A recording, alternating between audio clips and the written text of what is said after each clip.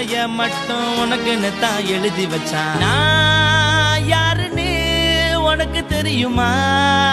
சொல்லுடி தயவு செய்து என் வாழ்க்கையில் திரும்ப திரும்ப வராதடி, பேசாதடி, பார்க்காதடி. பாதியில விட்டு புட்டு போறதுக்கா பச்சை மனச பறிச்ச சொல்லுடி.